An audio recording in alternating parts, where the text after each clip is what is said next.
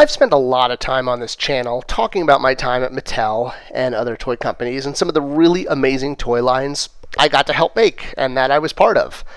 Well, today I'm going to talk about a toy line that I didn't quite get to make. And for that, we're going to talk about space toys. And no, we're not going to talk about Star Wars toys, and although Mattel didn't make Star Wars toys, they did make Star Wars Hot Wheels, which I got to work on, and I later got to work on Star Wars at Jakks Pacific for Episode 7 and Rogue One.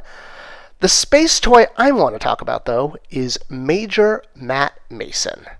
Yep, that guy. The first action figure based on a space property that predated Star Wars by about 20 years.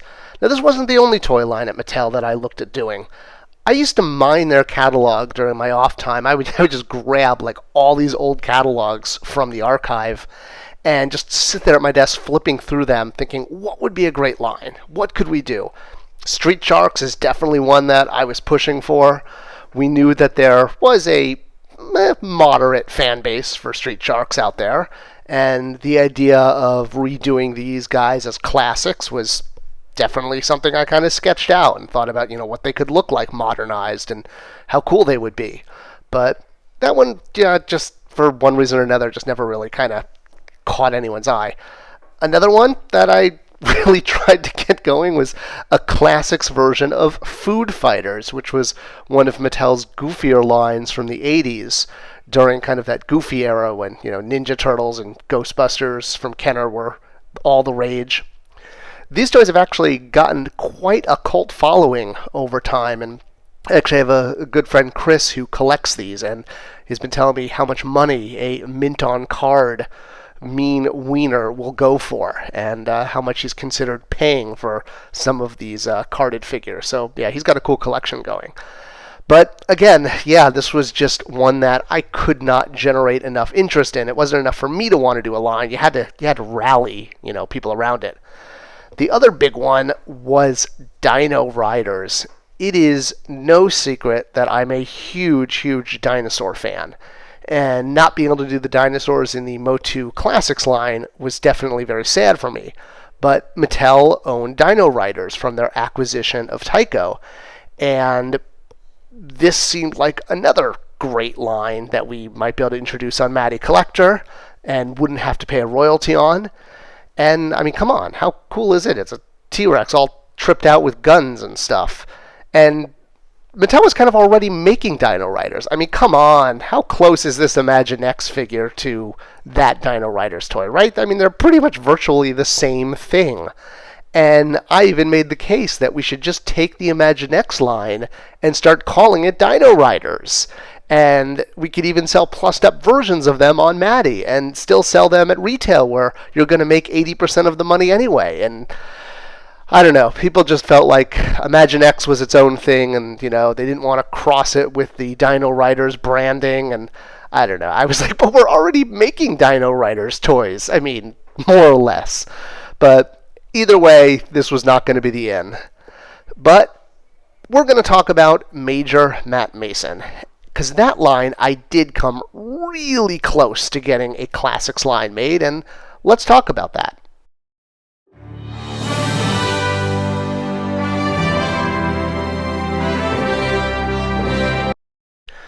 So Major Matt Mason, what was this line? Let's talk about its history before we talk about my attempt to get a classics line based on it. So this was a line that came out at the tail end of the 1960s when being an astronaut was essentially every kid's greatest fantasy, because he was literally seeing astronauts walk on the moon and do amazing things for the very first time. In fact, a little-known, well-known fact is that the Major Matt Mason line actually used NASA's and the Jet Propulsion Laboratory's designs for so much of the Major Matt Mason line. I mean, they had spacesuits, and they had Firebolt station. Not this Firebolt station. This was the Firebolt station.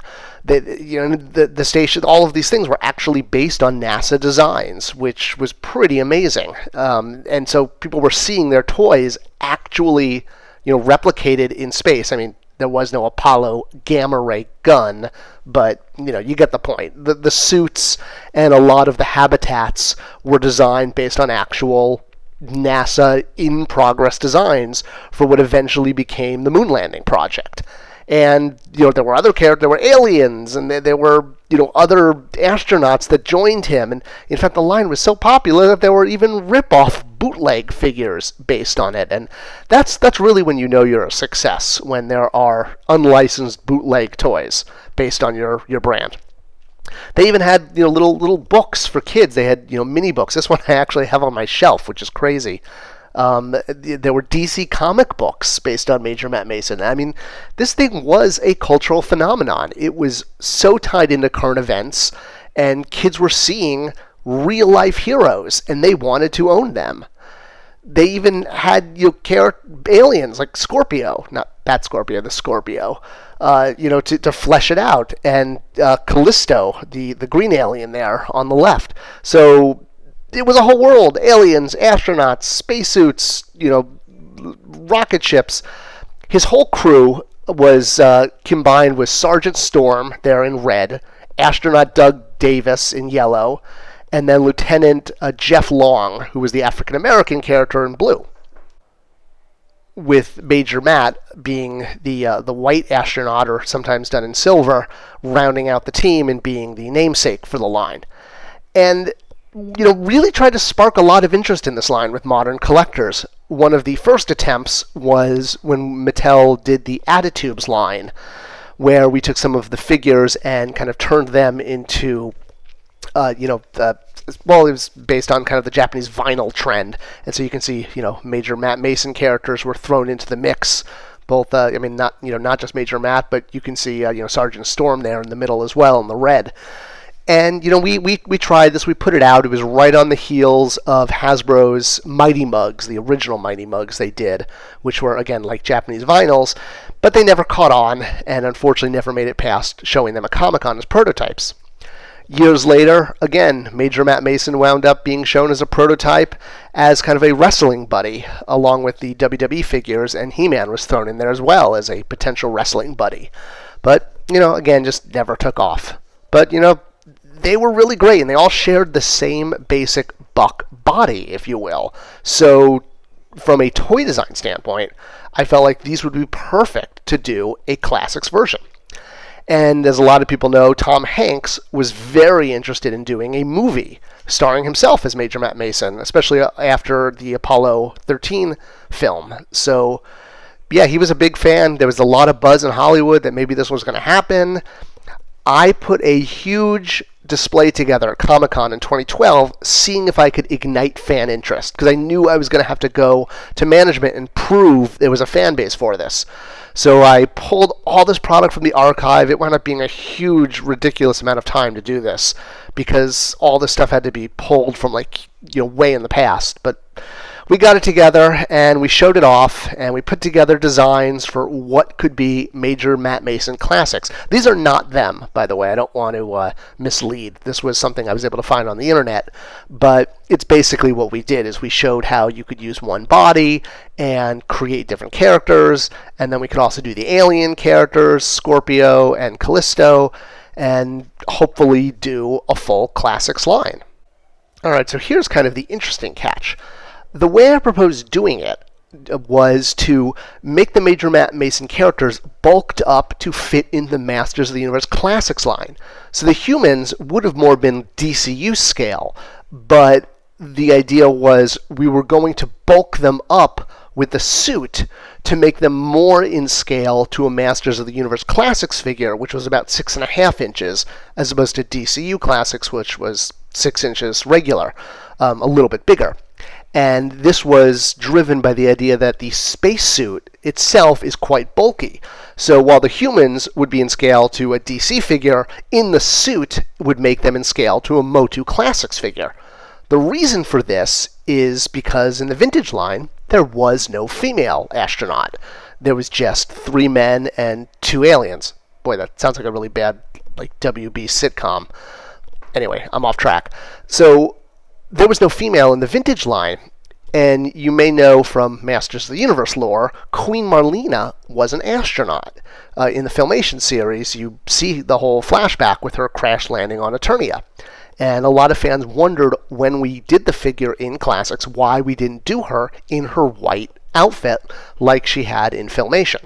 Well, one reason was because we didn't have Filmation rights at the time. But the other big reason that we did her in a green outfit was this was part of a long-term plan I had, or at least in the back of my head, to make Queen Marlena the 5th astronaut. You'll notice there was no green astronaut in the Major Matt Mason line. All the other colors were represented, but there was not a green one. There was blue, yellow, red, and white.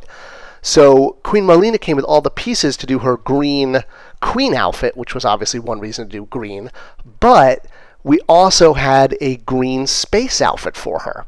So if we could have made the Major Matt Mason figures kind of in scale to MOTUC Classics, then Queen Marlena could have just sort of shifted right in and fit perfectly as the green astronaut in the line, and sort of had a tie between both of them.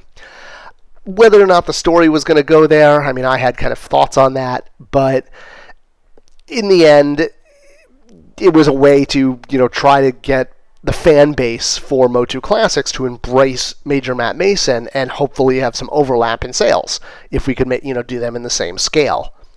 So we put together a whole pitch. We put together how we would do it. We did B-sheets.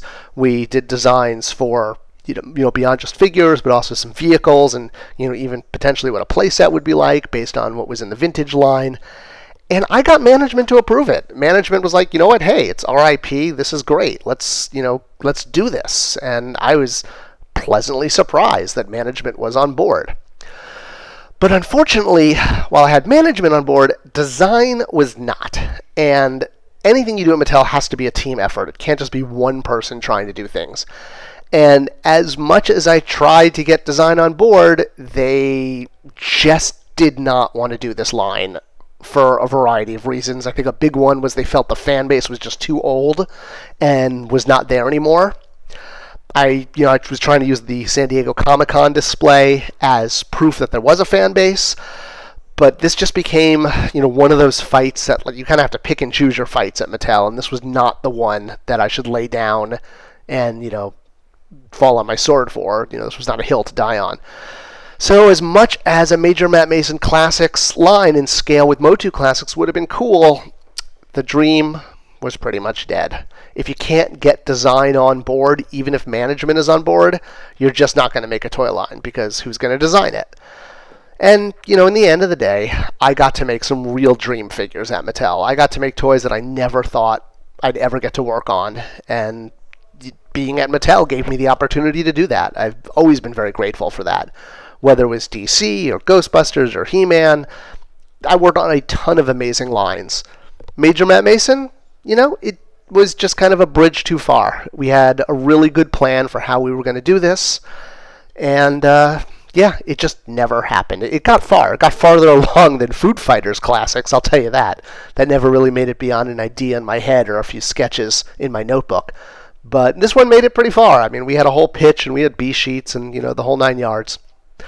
All right, if you like this video, definitely please subscribe. We're trying to go for that 1,000 subscriber mark, and once we do, I'm going to do some cool videos about kind of the decline and fall of Matty Collector and how the whole thing fell apart after I left. So please do subscribe. It's a great way to support this channel. Share it on your social media, and I'll see you guys around the internet.